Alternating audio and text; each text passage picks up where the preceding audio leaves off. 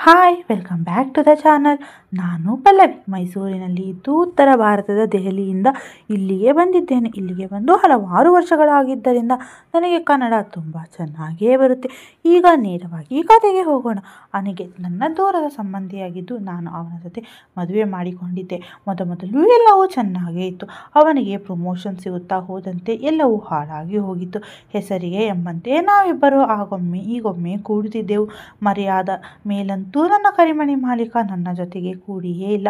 ಯಾವಾಗಲೂ ನನ್ನ ಕೆಲಸದಲ್ಲೇ ತಾನು ಇರುತ್ತಿದ್ದ. ಇದರಿಂದ ಬೇಸತ್ತ ನಾನು ಒಂದೆರಡು ಸಲ ತವರಿಗೆ ಕೂಡ ಹೋಗಿದ್ದೆ. ಕೊನೆಗೆ ಅವರಿಗೆ ಬುದ್ಧಿ ಬರದಾಗ ಮತ್ತೆ ನಾನು ವಾಪಸ್ ಬಂದಿದ್ದೆ. ಇನ್ನು ನನಗೆ ಮೊದಲಿನಿಂದಲೂ ಸ್ವಲ್ಪ ಕುಡಿತದ ಚಟವಿತ್ತು. ಆದರೆ ಇವನು ಹೀಗೆ ಮಾಡಿದ ಮೇಲೆ ನಾನು ಹಾಗೂ ಹೀಗೂ ಒಮ್ಮೆ ಮನೆಯಲ್ಲಿಯೇ ಸ್ವಲ್ಪ ಕುಡಿಯುತ್ತಿದ್ದೆ.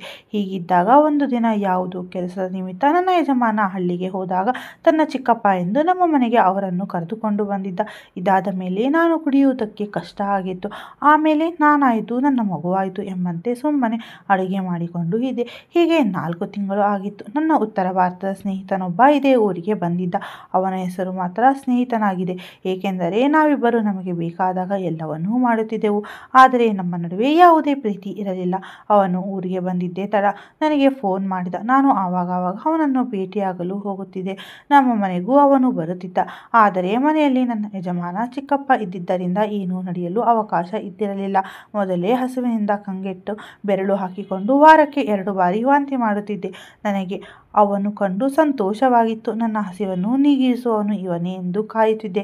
ಹೀಗೆ ಒಂದು ದಿನ ನನ್ನ ಯಜಮಾನ ಆಫೀಸಿನಿಂದ ಬಂದು ವಿದೇಶಕ್ಕೆ ಹೋಗುತ್ತಾ ಇದ್ದೇನೆ, ಸ್ವಲ್ಪ ದಿನ ಟ್ರೈನಿಂಗ್ ಇದೆ, ಬರೋದಕ್ಕೆ 2 ತಿಂಗಳು ಆಗುತ್ತೆ ಎಂದು ಹೇಳಿದ. ನಾನು ಸರಿ ಎಂದು ಹೇಳಿದೆ.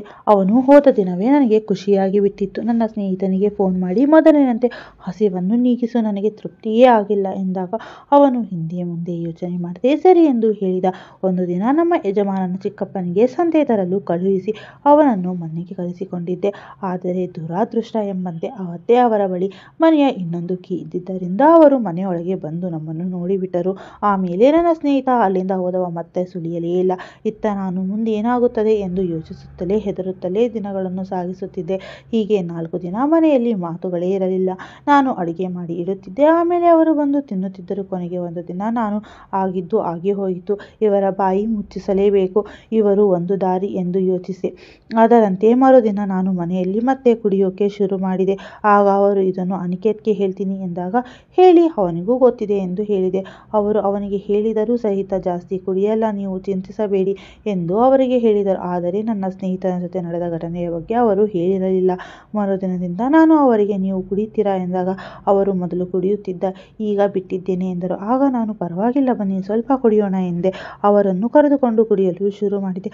ಆಗ ನಾನು ಅವರಿಗೆ ಜಾಸ್ತಿ ಕುಡಿಸಿ ಅವರ ಬಾಯಿಂದ ಎಲ್ಲವನ್ನೂ ಕೇಳುತ್ತಿದ್ದೆ. ಹೀಗೆ ಒಂದು ದಿನ ನಾನು ನನ್ನ ಬಗ್ಗೆ ಅವರ ವಿಚಾರ ಏನು ಎಂದು ಕೇಳಿದಾಗ ಅವರು ಬಂದ ಮೊದಲ ದಿನದಿಂದ ನಿನ್ನ ಕಂಡರೆ ಏನೋ ಒಂಥರ ನನಗೆ, ಆದರೆ ನೀನು ಅವತ್ತು ನೋಡಿದಾಗಿಂದ ನನಗೆ ತಡೆಯೋಕೆ ಆಗ್ತಿಲ್ಲ. ಆದರೆ ಏನು ಮಾಡೋದು, ಅನಿಕೇತ್ ನನ್ನ ದೂರದ ಸಂಬಂಧಿ, ಹೀಗಾಗಿ ಏನೂ ಆಗೋಲ್ಲ ಎಂದು ಹೇಳಿಬಿಟ್ಟರು. ನನಗೆ ಅವರ ಬಗ್ಗೆ ವಿಚಾರಗಳು ಕೇಳಿಸಿಕೊಂಡಾಗ ನನಗೆ ಸ್ವಲ್ಪ ಸಮಾಧಾನವಾಗಿ ಬಿಟ್ಟಿತ್ತು. ಏಕೆಂದರೆ ಇವರು ಬಾಯಿ ಮುಚ್ಚಿಸಲು ಮತ್ತು ನನ್ನ ಬದುಕು ಸರಿಯಾದ ಹಾದಿಯಲ್ಲಿ ಇರಬೇಕಾದರೆ ಇವರಿಗೆ ಬೇಕಾದ್ದನ್ನು ನಾನು ಕೊಡಲೇಬೇಕು. ನಾನು ಒಮ್ಮೆ ಇವರಿಗೆ ಕೊಟ್ಟರೆ ಮತ್ತೆ ಕೇಳುತ್ತಾರೆ. ಹಾಗಾಗಿ ಸ್ವಲ್ಪ ರುಚಿ ಹೆಚ್ಚಿಸಬೇಕು ಎಂದು ಯೋಚಿಸಿ ಕುಳಿತಲ್ಲಿಯೇ ನನ್ನ ಸೌಂದರ್ಯ ಕಾಣುವಂತೆ ಮಾಡತೊಡಗಿದೆ. ಅವರು ಅದನ್ನು ನೋಡತೊಡಗಿದ್ದರು. ಆಮೇಲೆ ನಾನು ಊಟ ಮಾಡ್ತೀನಿ ಎಂದು ಅಲ್ಲಿಂದ ಎದ್ದು ಹೋಗಿ ಊಟ ಮಾಡಿ ನಿದ್ದೆಗೆ ಜಾರಿದೆ. ನಿಜ ಹೇಳಬೇಕೆಂದರೆ ನಾನು ಮನೆಯಲ್ಲಿ ಇದ್ದಾಗ ಅವರು ನಾನು ಬಟ್ಟೆ ತೊಳೆಯುವಾಗಲೆಲ್ಲ ಸಹಾಯ ಮಾಡುತ್ತಾ ಆ ಸೌಂದರ್ಯವನ್ನು ನೋಡುತ್ತಿದ್ದರು. ಮತ್ತೊಬ್ಬನ ಜೊತೆಗೆ ಸುಖವಾಗಿತ್ತು ತನಗೆ ಗೊತ್ತಾಗಿದ್ದೇ ತಡ, ತಾನೇಕೆ ಪ್ರಯತ್ನ ಪಡಬಾರದು ಎಂದು ಅವರು ಯೋಚನೆ ಮಾಡುತ್ತಿದ್ದರು. ಹೀಗೆ ಒಂದು ದಿನ ನಾನು ಮನೆಯಲ್ಲಿ ಯಾವುದೋ ಕಾರಣಕ್ಕೆ ಬೇಕಂತಲೇ ಅಳೋದಕ್ಕೆ ಶುರು ಮಾಡಿದ್ದೆ. ಆಗ ಅವರು ಕಿಟಕಿಯಿಂದ ಗಮನಿಸಿ ನಿಧಾನಕ್ಕೆ ಬಾಗಿಲು ತೆರೆದು ಒಳಗೆ ಬಂದವರೇ ನನ್ನ ಹೆಗಲ ಮೇಲೆ ಕೈ ಇಟ್ಟಾಗ ನಾನು ಒಮ್ಮೆಲೆ ಗಾಬರಿಯಾಗಿ ಕಂಗಾಲಾದಂತೆ ನಟಿಸಿದೆ. ಆಗ ಅವರು ನನ್ನನ್ನು ಸಮಾಧಾನ ಮಾಡುತ್ತಾ ಏನಾಯಿತು, ದುಃಖ ಪಡಬೇಡ ಎಂದು ಸಮಾಧಾನ ಮಾಡುತ್ತಾ ಪಕ್ಕದಲ್ಲಿ ಕುಳಿತರು. ಅವರು ಪಕ್ಕದಲ್ಲಿ ಕುಳಿತಾಗ ನಾನು ಸ್ವಲ್ಪ ಸರಿದು ಕುಳಿತೆ. ಆಗ ಅವರು ಮತ್ತೆ ಸ್ವಲ್ಪ ಸರಿದರು ಕೂತರು. ಅಲ್ಲಿಗೆ ನಾನು ಹೇಳಿದ ಬಲೆಯಲ್ಲಿ ಅವರು ಸಿಕ್ಕಿದ್ದು ಕಂಡು ನನಗೆ ಖುಷಿಯಾಯಿತು. ಆಮೇಲೆ ನಾನು ಅಲ್ಲಿಂದ ಎದ್ದು ಹೋಗಿ ಟಿವಿ ನೋಡುತ್ತಾ ಕುಳಿತೆ. ಆಗ ಅವರು ಅಲ್ಲಿಗೆ ಬಂದು ಬೆಳಗ್ಗೆ ಮಾಡಿದ ಟಿಫನ್ ಚೆನ್ನಾಗಿತ್ತು, ನೀನು ತಿಂದಿಯಾ ಎಂದು ಕೇಳಿದಾಗ ಇಲ್ಲ ಎಂದು ಹೇಳಿ ಸುಮ್ಮನಾದೆ. ಅವರು ನನಗೆ ಸಮಾಧಾನ ಮಾಡಲು ಯತ್ನಿಸುತ್ತಿದ್ದರು. ಅದೇ ಹೊತ್ತಿಗೆ ಹೊರಗಡೆ ಮಳೆ ಸುರಿಯೋಕೆ ಶುರುವಾಗಿ ಬಿಟ್ಟಿತ್ತು. ಈ ವೇಳೆ ಅವರು ನನ್ನ ಕಪಾಟಿನಲ್ಲಿ ಇಟ್ಟಿದ್ದ ಹಳೆಯ ಬಾಟಲಿಯನ್ನು ಹೊರತೆಗೆದುಕೊಂಡರು. ಅವತ್ತು ಅವರು ಸ್ವಲ್ಪ ಜಾಸ್ತಿಯೇ ಕುಡಿಯುತ್ತಿದ್ದರು. ಆಮೇಲೆ ನಾನು ಏನು ಇದ್ದರೂ ತಿನ್ನಬೇಕಾ ಅಂತ ಕೇಳಿದಾಗ ಅವರು ಹಸಿವಾಗುತ್ತಿದೆ ಎಂದು ಹೇಳಿದರು. ಆಗ ನಾನು ಸ್ವಲ್ಪ ಕುಳಿತುಕೊಳ್ಳಿ, ತಿನ್ನೋಕೆ ಸ್ನ್ಯಾಕ್ಸ್ ಮಾಡಿಕೊಂಡು ಬರುತ್ತೇನೆ ಎಂದು ಹೇಳಿದೆ.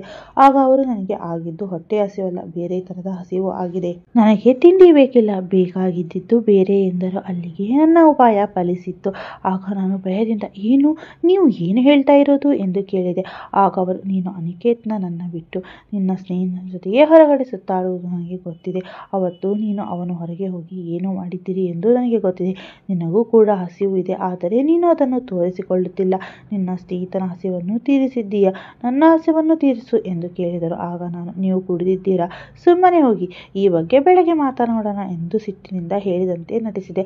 ಆಗ ಅವರು, ತುಂಬ ಹಸಿವಾಗಿದೆ, 4-5 ವರ್ಷ ಆಗಿಬಿಟ್ಟಿದೆ, ದಯವಿಟ್ಟು ಎಂದು ಹೇಳಿದಾಗ ನಾನು, ನಿಮ್ಮ ಹಸಿವನ್ನು ತೀರಿಸೋಕೆ ಹೊರಗೆ ಹೋಗಿ ಅಂದುಬಿಟ್ಟೆ. ಇದೆಲ್ಲ ಏನು ಎಂದು ಹೇಳಿದೆ. ಆಗ ಅವರು, ಸರಿಯಾಗಿದ್ದರೆ ಎಲ್ಲವನ್ನೂ ಅನಿಕೇತ್ಗೆ ಫೋನ್ ಮಾಡಿ ಹೇಳ್ತೇನೆ ಎಂದು ಹೇಳಿದೆ. ತಡ ನನಗೆ ಭಯವಾಗೋಕೆ ಶುರುವಾಯಿತು, ಏಕೆಂದರೆ ಮೊದಲೇ ಕುಡಿದ ನಶೆಯಲ್ಲಿ ಇದ್ದಾರೆ. ಹೇಳಿದರೆ ಏನು ಮಾಡೋದು ಎಂದು ಯೋಚಿಸಿದೆ. ಆಗ ನಾನು, ಇದು ಸರಿಯಲ್ಲ ಎಂದಾಗ ಅವರು ನನಗೆ, ನೀನು ಪಾಠ ಮಾಡ್ತೀಯಾ? ಅವನ ಜೊತೆ ಹೊರಗೆ ಹೋದಾಗ ಈ ನೀತಿ ಎಲ್ಲಿ ಹೋಗಿತ್ತು?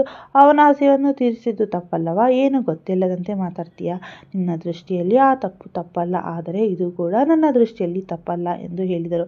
ಆಮೇಲೆ ಅವರೇ, ನೋಡು, ಇದು ನಿನ್ನ ಜೀವನದ ಪ್ರಶ್ನೆ. ನಾನು ಉರುಳಿ ಹೋಗುವ ಮರ, ಸುಮಾರು ಎಂದರೆ ಇನ್ನೊಂದು 10 ವರ್ಷ ಬದುಕಬಹುದು, ಆದರೆ ನೀನು ಇನ್ನೂ ಸುಮಾರು ವರ್ಷ ಬದುಕಬೇಕು. ಇವಾಗ ನಿನ್ನ ಜೀವನ ಹಾಳಾದರೆ ಏನು ಮಾಡುತ್ತೀಯಾ ಎಂದು ಕೇಳಿದರು. ಆಗ ನಾನು, ನೀವು ಹೇಳುವುದು ಸರಿಯಾದರೆ ಎನ್ನುತ್ತಾ ರಾಗ ಎಳೆಯತೊಡಗಿದಾಗ ಅವರು, ಏನೂ ಆಗಲ್ಲ, ಸುಮ್ಮನಿದ್ದು ಬಿಡು, ಇರಲಿ, ಯಾರಿಗೂ ಹೇಳಬೇಡ ಎಂದರು. ನಾನು ಸರಿ ಎಂದು ಹೇಳಿದೆ. ತಡ ಕುಡಿದ ನಶೆಯಲ್ಲಿಯೇ ಅವರು ಆ ಕೆಲಸವನ್ನು ಮಾಡಿದರು. ಮೊದಲಿಗೆ ಹಳ್ಳಿಯ ಮನುಷ್ಯ, ಅದುವರೆಗೆ ಆ ಥರ ಕೆಲಸವನ್ನು ಯಾರೂ ಮಾಡಿರಲೇ ಇರಲಿಲ್ಲ. ಅದನ್ನು ಕಂಡು ನಾನು ಗಾಬರಿಯಾಗಿದ್ದೆ. ಆಮೇಲೆ ಎಲ್ಲವೂ ಸರಿಯಾಗಿ ಆಯಿತು. ಇದಾದ ಮೇಲೆ ನನ್ನ ಯಜಮಾನ ಫೋನ್ ಮಾಡಿದ್ದ. ಆಗ ನಾನು ಫೋನ್ ಎತ್ತಲಿಲ್ಲ. ಅವರು ಬಂದು ಫೋನ್ ಎತ್ತಿ, ಇಂದು ಬೇಗ ಮಲಗಿದ್ದಾರೆ, ಹೊರಗೆ ಮಳೆ ಬರ್ತಾ ಇದೆ ಎಂದು ಹೇಳಿ ಕಾಲ್ ಕಟ್ ಮಾಡಿದರು. ಆಗ ನಾನು ಇನ್ನೊಮ್ಮೆ ಬಂದು, ನನಗೆ ಹಸಿವು ಆಗುತ್ತಿದೆ ಎಂದು ಮತ್ತೊಮ್ಮೆ ಆ ಕೆಲಸವನ್ನು ಮಾಡಿದರು. ಹೇಳಿದಾಗ ಅವರಿಗೆ ಬೇರೆ ದಾರಿ ಇರಲಿಲ್ಲ. ಮರುದಿನ ಇಬ್ಬರು ಟಿಫಿನ್ಗೆ ಕೂತಾಗ, ನೋಡು, ನಿನ್ನೆಯ ಕೆಲಸ ನಾನು ಯಾವತ್ತೂ ಮರೆಯುವುದಿಲ್ಲ ಎಂದು ಹೇಳಿದರು. ಆದರೆ ಮನಸ್ಸಿನಲ್ಲಿ, ನಾನು ಇವರನ್ನು ಹೀಗೆ ನನ್ನ ನಿಯಂತ್ರಣದಲ್ಲಿ ಇಟ್ಟುಕೊಂಡರೆ ನನ್ನ ಕೆಲಸ ಸರಿಯಾಗಿ ಆಗುತ್ತದೆ, ಇಲ್ಲದಿದ್ದರೆ ನನಗೆ ಅಪಾಯ ಕಟ್ಟಿಟ್ಟ ಬುತ್ತಿ ಎಂದು ಯೋಚಿಸಿ ಆಮೇಲೆ ನನ್ನ ಯಜಮಾನ ಬರುವವರೆಗೂ ನಾನು ಅವರೊಂದಿಗೆ ಆ ಕೆಲಸವನ್ನು ಮಾಡುತ್ತಲೇ ಇದ್ದೆ. ಹೀಗೆ 1-2 ವರ್ಷಗಳು ಆದ ಮೇಲೆ ಒಂದು ಆಘಾತದಲ್ಲಿ ಅವರು ತೀರಿ ಹೋದರು. ಇದರಿಂದ ಮನಸ್ಸಿಗೆ ತುಂಬ ಬೇಜಾರಾಗಿತ್ತು. ಈಗ ಆ ಮೊದಲಿನ ಥರ ಕೆಲಸ ಆಗುವುದಿಲ್ಲ. ಹಾಗೂ ಈಗೂ ಚೆನ್ನಾಗಿ ನಡೆಯುತ್ತಿದೆ. ಫ್ರೆಂಡ್ಸ್, ಈ ಕತೆ ಇಷ್ಟವಾದರೆ ಇದಕ್ಕೊಂದು ಲೈಕ್ ಕೊಟ್ಟು ನಿಮ್ಮ ಚಾನಲ್ಗೆ ಸಬ್ಸ್ಕ್ರೈಬ್ ಮಾಡೋದನ್ನು ಮರೀಲೇಬೇಡಿ. ಮತ್ತೆ ಮುಂದಿನ ಕಥೆಯೊಂದಿಗೆ ಸಿಗೋಣ. ಧನ್ಯವಾದಗಳು.